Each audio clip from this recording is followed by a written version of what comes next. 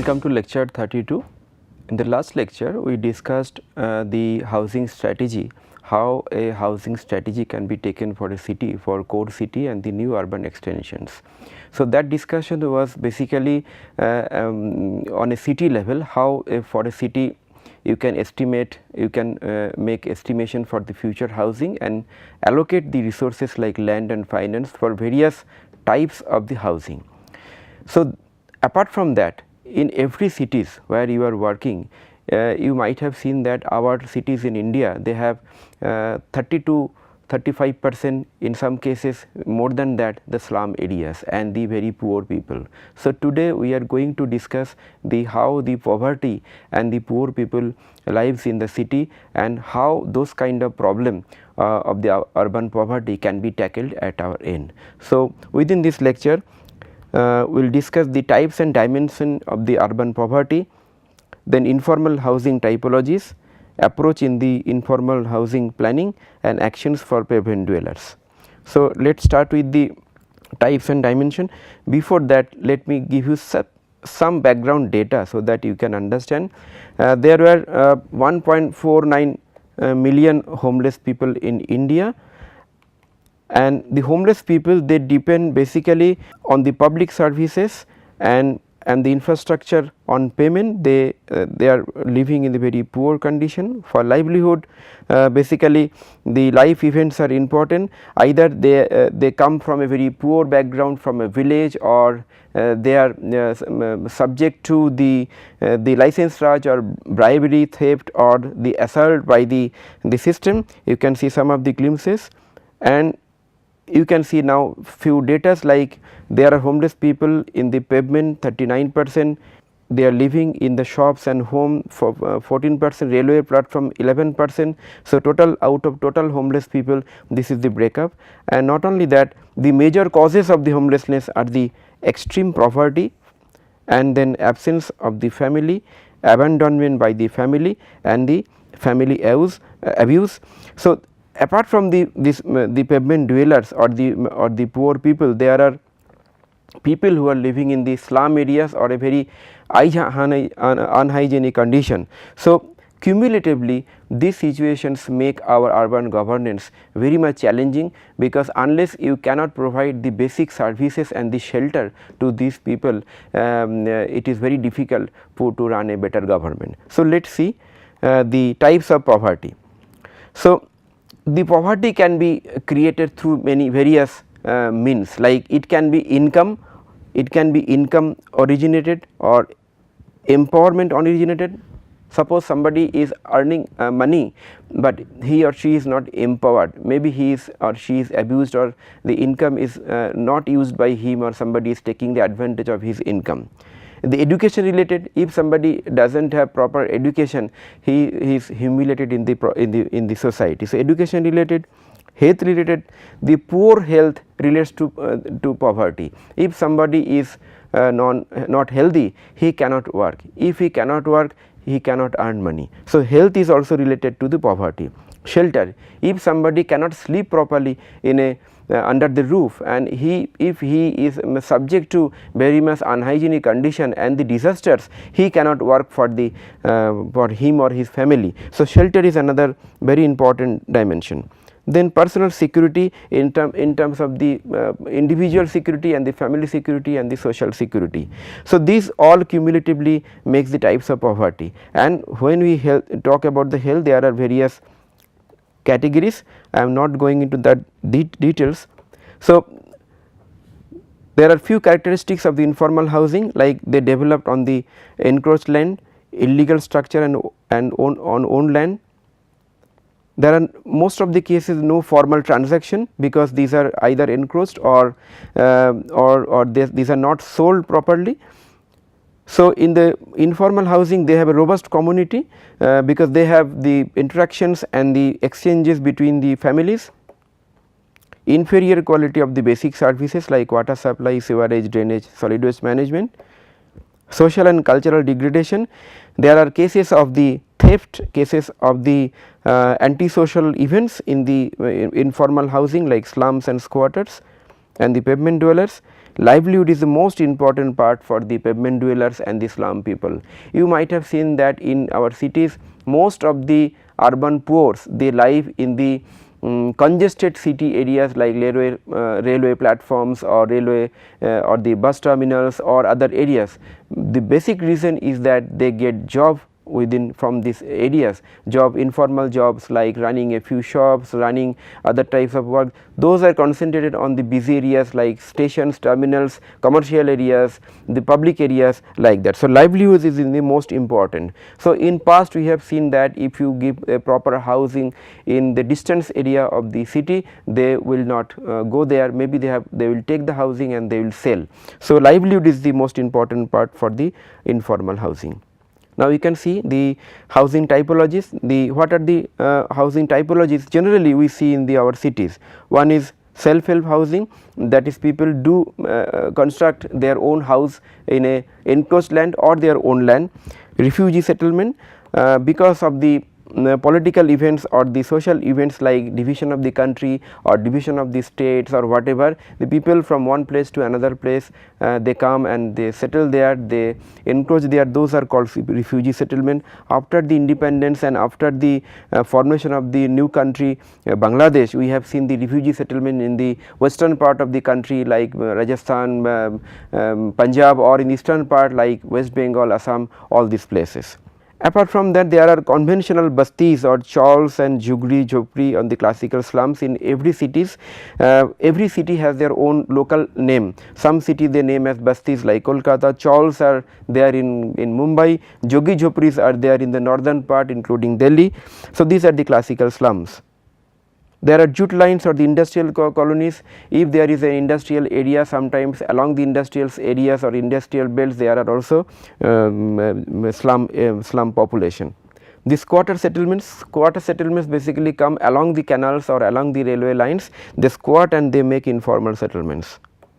The pavement dwellers and unauthorized colonies and urban villages. In the last lecture, since we have introduced these terminologies to you, I am not going into further explanation of these terminologies. Now, what are the dimensions of the informality? The first is the ownership of the land, which is the most important dimension, because owning a land and not owning a land matters a lot in terms of the poverty. If a person owns a land or a part of land or an apartment or a part of a floor area, it means lot of thing. It ensures their shelter, it ensures their social security, it ensures their or it saves them from the abuse from the systems or from the other people. So, ownership of the land or the tenureship is very important. Legal ownership of the building, sometimes they might be possessing the building or the floor area, but legal ownership is not there. So, like maybe the building is leasehold or maybe rented. So, if it is owned fully, it may give the better status and better social security for the poor people. Then duration of the encroachment, if it is a longer duration, the attachment with that place is become higher, and it is very difficult and challenging to replace them with another new housing in new areas. So, challenge will be there, how you can integrate a plan within the same place or the near about place to give them a better housing. The level of services and infrastructure, what kind of services you are going to give for water supply, for sanitation, every aspect, what kind of or what level of services is affordable for these people, and how much you can provide from your overall allocations. Livelihood, primary, secondary, tertiary, how the distribution of the livelihoods is there, whether they are agricultural sector, they are working on the factory, or they are working on a business areas like they are running a shop or something like that. Based on that, the appropriate strategy can be made. Then static or mobile lifestyle, and whether they are familiar single, most of the cases they also come with a single scenario.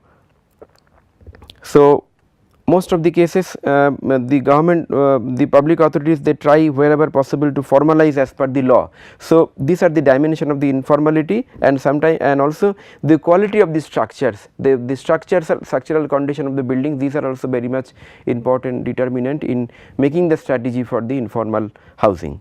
Now, let us see what how we define a slum. Slum is a condition and the type of structure.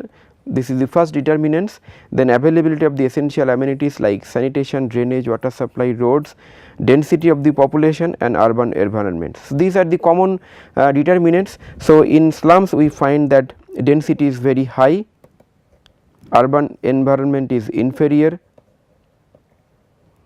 condition of the type of structure is mostly kacha or semi pakka, and availability of the essential amenities, these are very low level of amenities and infrastructure. So, these are some common pictures of the slums. In the last lecture we showed many pictures. These are example of a squatter. You can see how unhygienic can be the condition along a railway line of the squatter settlements, and the whole area is utilized for the public activities also, and it is also risky at times. So, cases of the slum formation, the causes for the slum formation could be creation of the job by industries, business activity, it can be due to political turmoil, riots, fast growing urbanization, rural urban migration, designed habitation for cheap labor, ethnic tie. So, these are all socio political reasons which causes the slum formation in our cities. Now, here the question comes, can we prevent the slum by either stopping or reducing the causes or the reason? That is the most important point of discussion, because in earlier decades in India what we have done, that mostly after the slum is formed, either we have tried to take a curative strategy to either improve them or improve their services, but can we prevent their formation also? That is the most important questions. So, let us see that what kind of planning intervention for the informal housing can be done. So, the two elements which I just discussed, that whether it can be prevented. So, prevention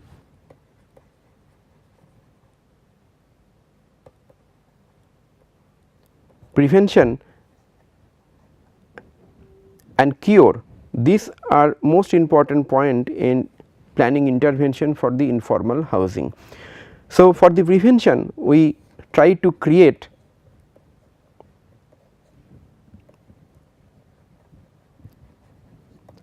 a variety of housing within affordable range to poor people.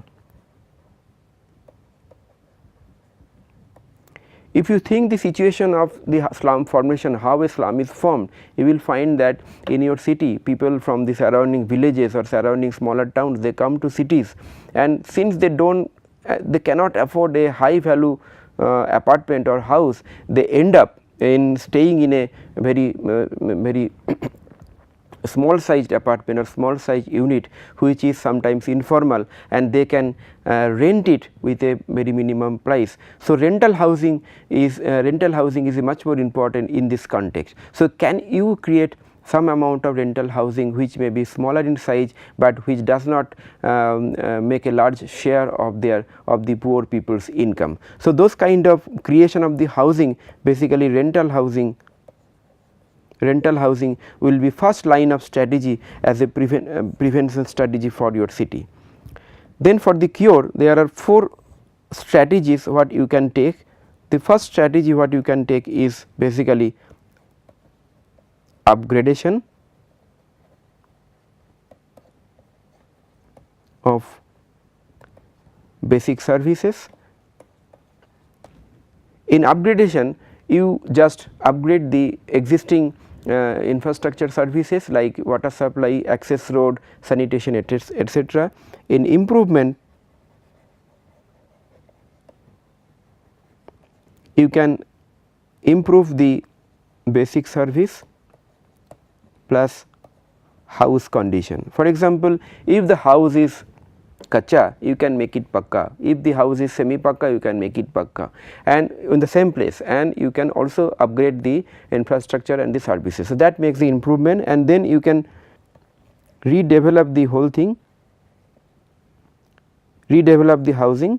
So, redevelopment, in the redevelopment you demolish the whole area completely and reconstruct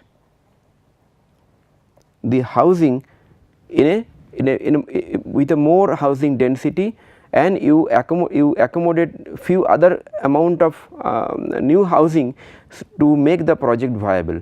For example, if you have a slum in 5 acre of land and you want to redevelop that site. So, you have to replace them into some transit houses, you make the whole housing accommodating the existing slum population and accommodating the new housing for the new people, which housing can be sold to the middle income group or higher income group, so that you can get some surplus amount of money, and with that money you can construct the houses for the poor people, which you have to whom you have replaced or you have kept in the transit houses. So, this kind of redevelopment strategies are also popular in the states like Mumbai, Calcutta or Delhi, in the larger cities.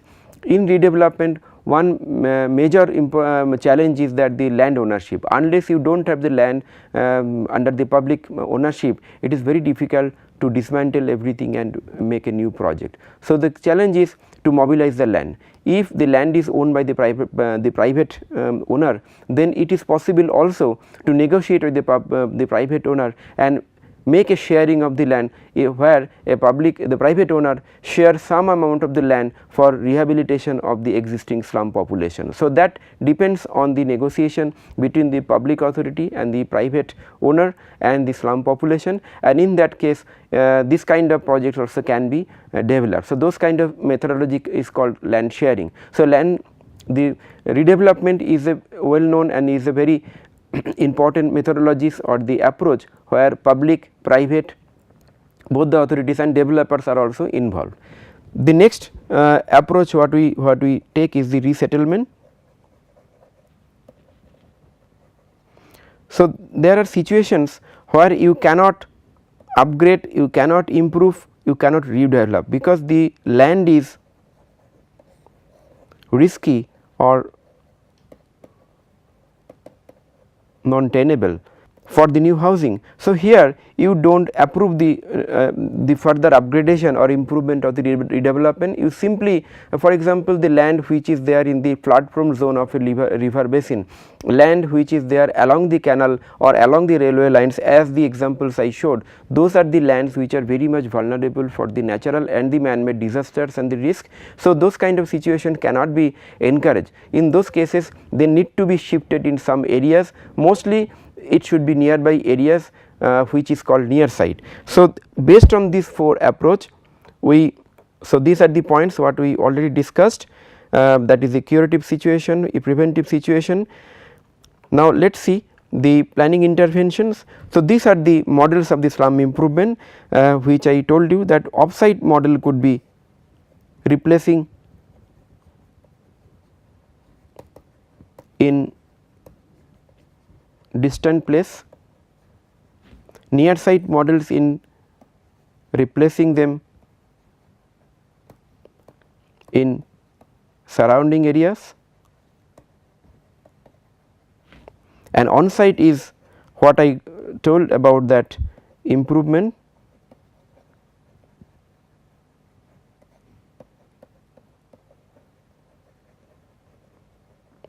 upgradation and redevelopment, whereas the off site and near site model resembles to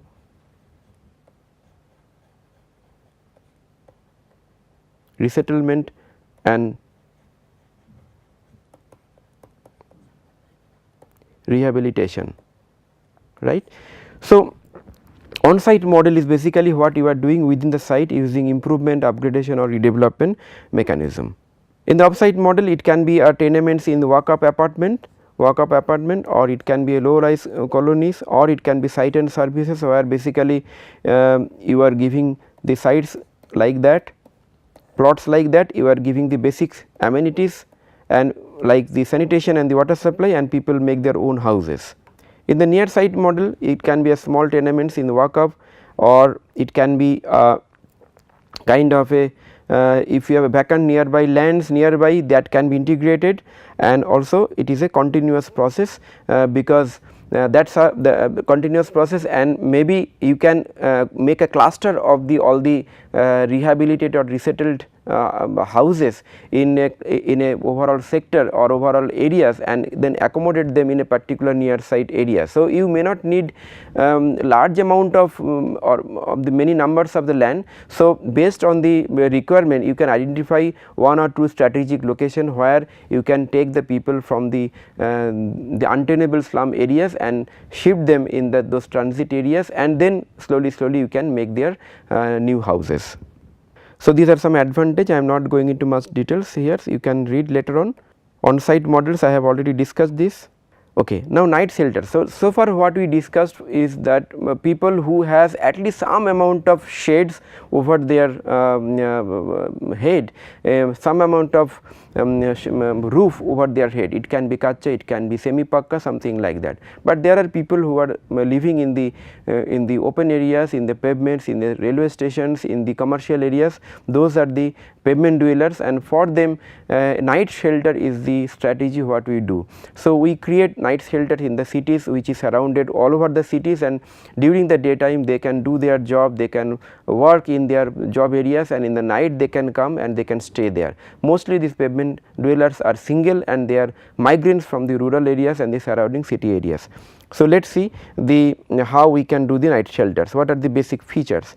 So, street dwellers cannot even think of any category of the formal housing.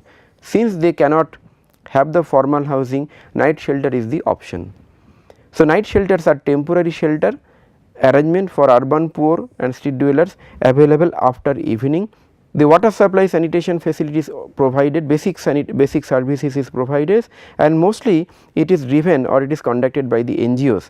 So, in your cities, if you have not done any night shelters, please take a strategy for night shelter. For that, what you need to do is that take an assessment, take a situation assessment of the number of the number of the pavement dwellers where they are living, and based on the total number you can calculate, you can design a night shelter.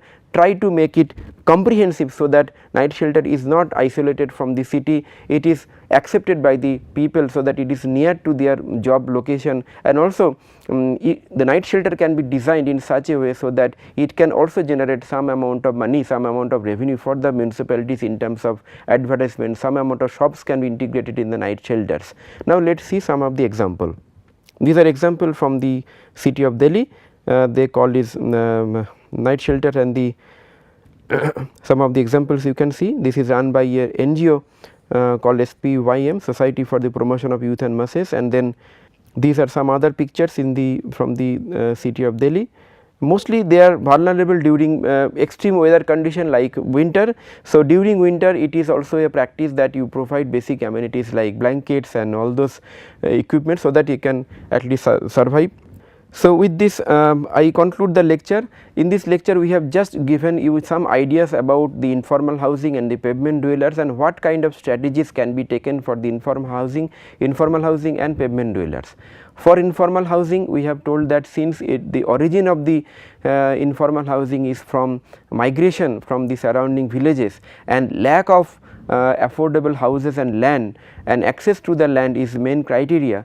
So, the basic objective, basic intent will be to build their houses on their site itself by enhancing the services, that is upgradation, by enhancing the services and building both, that is improvement, or by recreating the new houses, that is called redevelopment. And also, if the existing site is very much vulnerable in terms of the disaster and the risk, you can also shift them, rehabilitate them, resettle them in a new site which is called resettlement, and in that case your approach, your attempt should be relocate them in surrounding areas, which we are telling as a near site model.